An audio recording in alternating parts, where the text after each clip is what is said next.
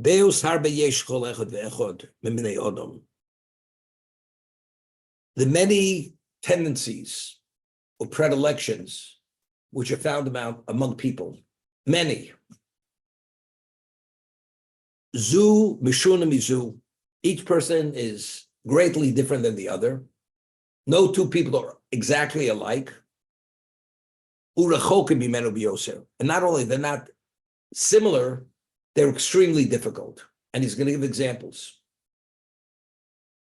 Yesh odom shu bal chema kois tomid. You have a person who has a volcanic temper, like a tempest, always continuously about to lose control, anger-wise. He has an anger problem. Certain people, there are those kinds of people. There are other people that tranquil. You can't ruffle their feathers. They never get angry under any circumstance. Yichas kasmat. And even if you really get his goats, as they say, it's only to a small degree, only to a small degree over many years. Man never gets angry no matter what you do. One person, every nuance, you touch him, he explodes. That's the extreme level of anger. The other person, over years, no matter what happens, very rarely does it get angry. It even gets angry, it's just for a moment. So we see one has a tendency to get angry. The other person is tranquil, sedate. So it's not one gets angry more or less. The difference in the tendencies, the predilections, it's like day and night, two different people. Yesh odom shu gava lev yoser. You have a person who's self-centered, totally self-consumed with himself. Ego-driven in his totality.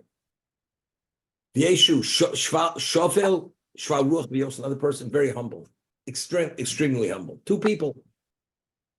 One person, all you hear about is himself. Self-interest, nobody but himself. The other person, naturally totally negated. He understands who he is, but doesn't have to tell you who he is. He's naturally humble. He comes to it easily. It's natural. He's a natural, humble person. The other person, he reeks from arrogance. That's his level of self-centeredness. You know, it's interesting. You find people that, as they get older, the negative characteristics become more exaggerated. I don't know if you ever noticed that. When they were younger, they were a piece of work, as they say in English. When they get older, they become impossible. Same person. What happened? So I'd once mentioned, there's a chazal, there's a midrash. The fools, as they get older, they become more foolish. The wise, as they get older, they become wiser. Why? Why does the fool, as he gets older, becomes more foolish? And the wise person, as he gets older, becomes wiser. So we explained it this way. Even a person is a fool. But as a young person, where you have capabilities and you have responsibilities, you understand you have to address those responsibilities. As much as you want to act foolishly, you have to behave responsibly. Otherwise, you can't hold down a job to earn a living.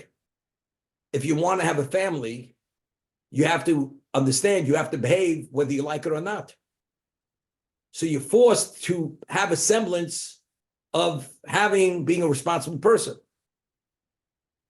Because you have that ability to earn a living. You have the ability to marry a woman. And unless you rein in on yourself, you understand you're going nowhere in life. So circumstance forces you to assume a certain controlled behavior. What happens as you get older? And you don't have that ability to earn a living any longer. and you have no reason to get out of bed early, to be at work on time, because you're beyond retirement. So all the restraints that held you in place to behave responsibly, they're no longer there. Because as you get older, your ability starts waning and starts evaporating. So where are you? Your foolishness now is overtaking your whole total life. Because all the motivating factors to act responsibly and behave intelligently, they're no longer there. The wise man, he's naturally wise. But ultimately, we all have desires, we have certain negative tendencies. But as you get older, a lot of that negativity just evaporates.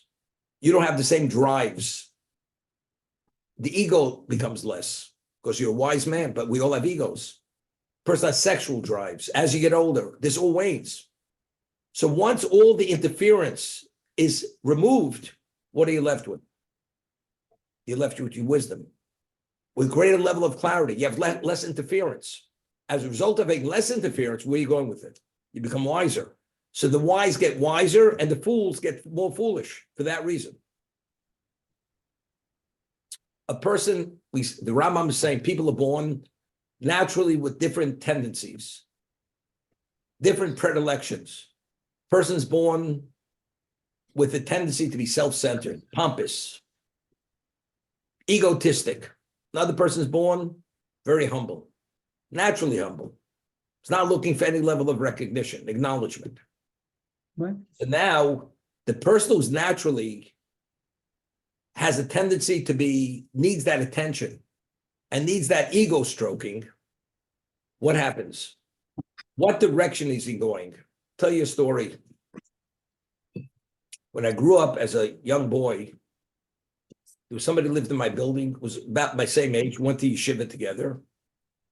And he left the yeshiva when he was in 8th grade, went somewhere else, and we still were friends. He became less observant. It's like two people at a crossroads. So you're next to one another. But if each of you go in another direction, fast forward 10 years, you could be at opposite ends of the world.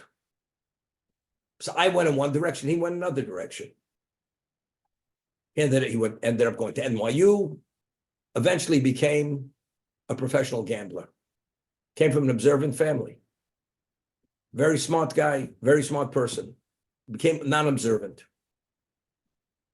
And I'm visiting my parents where they lived in Lower East Side. And I meet him in the hallway. We see one another, old friends. He's not observant, but he's still an old friend. And he says to me, he calls me by my first name. He says, I want to show you something. Couldn't imagine what he wants to show me. And I told him I'm going up to visit my parents. I have to go up and I really don't have much time to talk, but I'm happy to speak to him. And he's wearing a jacket and he pulls away his jacket and he has a gun in his waistband. Yeah, you hear this? I see this. I say, you know something? My parents are really waiting. I gotta go. It's disrespectful if I don't leave right now. When I saw the gun in his waistband, I want nothing to do with you. You understand? I didn't understand what it meant to be a professional gambler and a card shark. That's probably why he has to carry the gun. Okay? People have certain tendencies. If you suppress them, you're okay. But if you let them take over your life, you're egotistic. Where are you going with that? You're going to trample on the world. And as you develop it and advance it, you become more egotistic. You consume the world with your ego. As much acknowledgement as you have, you need more acknowledgement. And because of that, you abuse people. I always say, what's the basis for a superiority complex? What do people have superiority complexes? Because they need attention. The reason why a person has superiority complexes, you know why? Because people give in to this person's complex. Person comes over to me and says, you know who I am? I said, who are you? Who are you? I know so-and-so. I said, therefore what? Do you know what I own? Are you writing me a check? It's irrelevant who you are. All of a sudden, I've taken the wind out of his sails. So if everybody would treat this person the same way and respond the same way, this man is not going to have any superiority complex. Because he's only playing at everybody's inferiority, and he's trying to impose his ego on everybody else. But when he was born, he may have had a predilection for this, but being unchecked, he turned into a monster. And the same thing, a person who's naturally humble. Because he's humble, he doesn't get distracted and blindsided with his ego. See, he sees things as they are, and he lives responsibly. Because he's not distracted, I need acknowledgement. I don't do it because I want to be acknowledged. I do it because it's the right thing to do. But the person who's ego-driven, I do it, part of the incentive is because I want that acknowledgement. So it may not be the best thing, but if first and foremost is my ego, that plays a major role in the decision where I'm going.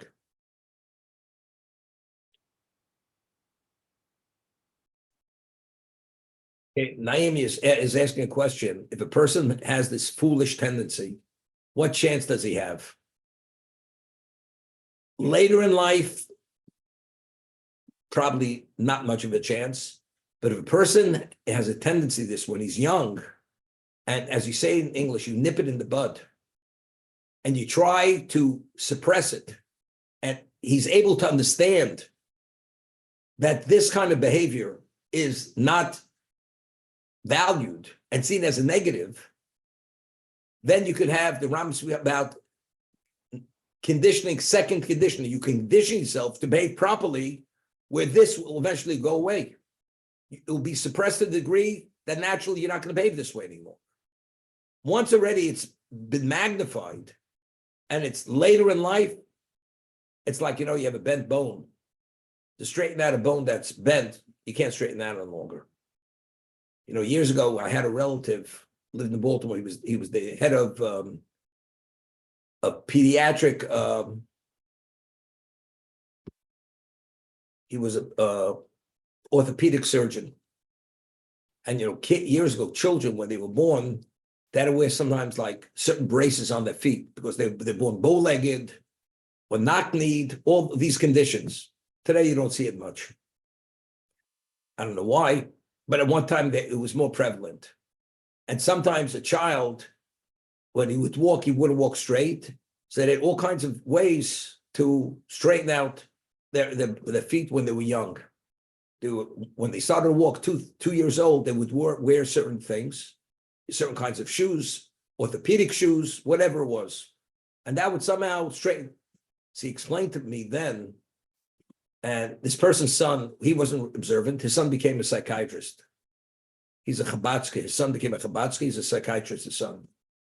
Son's probably in his 70s today. This person's not alive any longer. And he told me, when the child's in utero, in the mother's womb, the bones are very soft. And being in the fetus position, the child is bent, and very often the feet are really bent, folded, not in a proper position. As a result of that, when the child is born, the bones, the feet are outward, inward, knock-kneed, and that's where the child comes out. So what do you have to do? As early as possible, you have this intervention because the bones are still soft. You're able to straighten out the bones. Orthopedic shoes, braces, whatever it is, and eventually the child can walk normally, as a normal person walks. If these conditions are not taken care of, when a person's young and he passes adolescence into adulthood, this person, for the rest of his life, is going to have to work, unless he has some kind of surgery where they have to break the bone and do all kinds of reconstructive surgery on his bones. You can't do it. Once something's fixed in place, it's like moving mountains to be able to change. A person has a tendency, predilection when he's young, and you recognize it, you try to nip it in the bud, put it in another direction. And eventually, the child will recover or overcome that tendency. That's the way it's done.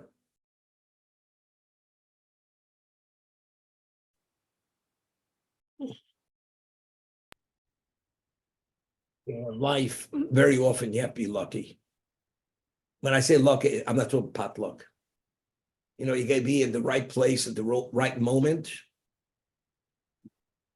to sometimes have opportunity to advance. I left New York when I was 14 years old, for whatever reason. Although I was in yeshiva, observant, and I went out of town. I went out of town for 23 years to study.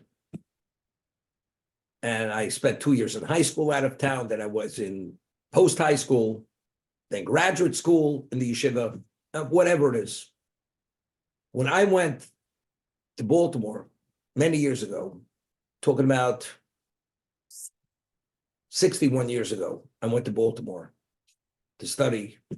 So when I came, the teachers, what we call the Rabbeim, relatively speaking, they were young. And they were stars in Europe. Not talking about stars in the United States. They were acknowledged pre-World War II as already exceptional Torah sages, many of these people. And here I'm a young boy, and my Rosh Hashiva of blessed memory already was recognized in Europe as one of the upcoming Torah sages. He took me under his wing when I was 16 years old. And he was a young man then. He was only maybe 60 years old at the time. And he took an interest in me. And I had another Rebbe, another teacher, who in Europe was also very special. And he took an interest in me. And there was another one, he was 35 years old. He had an ability to explain things. I could sit and listen for hours to his Talmudic lectures. It was like listening to music. That's how he was able to articulate it and explain it. And the depth and breadth of it was just a level of pleasure, like, you know, you listen to Beethoven, Lavdil. That's what it was. You know, something, I was lucky. Other people weren't as lucky as I was. And the group of friends I had was similar to myself. Self-motivated, interested, super achievers. And we developed a friendship. We studied together for 15 years in the same group. Until we all got married. And even as married, we had that relationship, studying together. It's all part of what they call, it's preordained that this thing should happen, that I should be so lucky. Other people came, they weren't lucky to have such special teachers. You signed it before? People didn't take interest in them. Therefore, they weren't that motivated. And they were distracted. And they left, they may have had special minds, but they ended up being very ordinary. Because their abilities were manifested in other areas. That's what happened. So one circumstance has very much to do in terms of whether you're ignited or motivated and you're launched, so to say.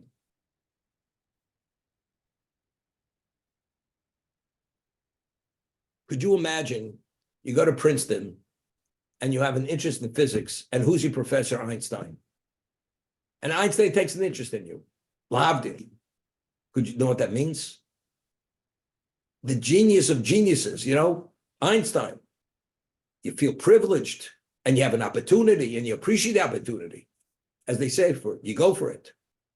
And if you take advantage of that relationship, you become outstanding as a physicist.